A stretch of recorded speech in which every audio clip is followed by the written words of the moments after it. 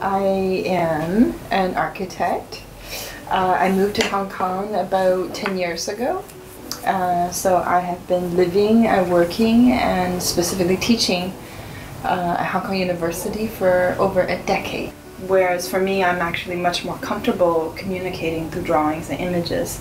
But I am at a certain moment in my career.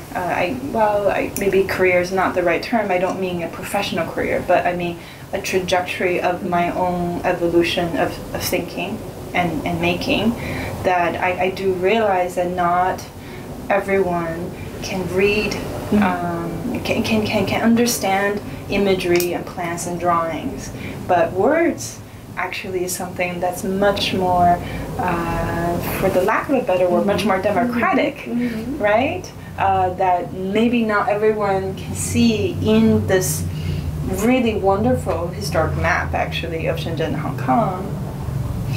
But if I can describe it in a detailed and engaging way through words, then I can reach an audience that is hundreds times more than the typical audience of just drawings, right? So which would be just to kind of reaching an audience of people who are used to communicating visually. And ultimately, I think it is important. I think it's important to break through the kind of disciplinary silos between various fields and various disciplines without having to use academic jargons. But sometimes teaching and reading academic jargon for 10 years, I often lately I feel like I'm almost a translator, not from Chinese to English, although I do that a lot because I'm writing about the history of Shenzhen, so I'm translating a lot of even historic Chinese texts into English. That's almost easier than translating academic jargon into more plain words, but still make sure that the kind of the strong concepts or kind of the intelligence or the power that is behind the original kind of academic context is transferred. I teach design classes, but I also teach history and theory classes. I teach urbanism classes. And what I try to do is to imbue this view I have about architecture needing to be rooted in a broader base of knowledge, and that kind of in many ways the responsibility for architects in creating architectural knowledge then to contextualize and contribute back to the larger extent.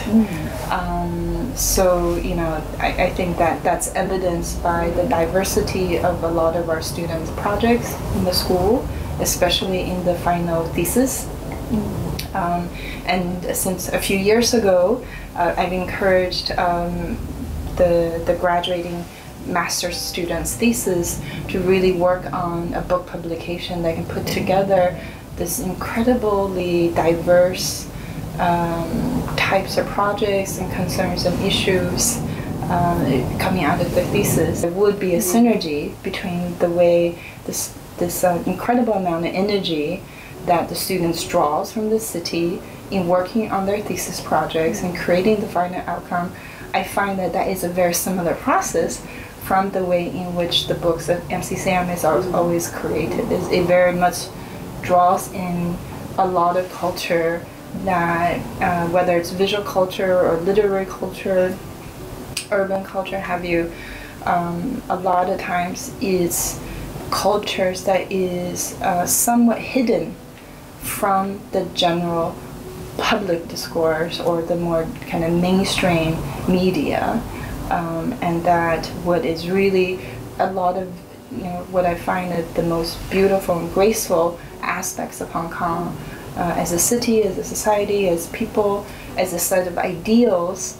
A lot of times it's not so easy to be able to see core ideas and core concepts and knowledge about Hong Kong by people in Hong Kong, and a lot of times by people from outside of Hong Kong, that has really grown into a body of work that I really very much appreciate.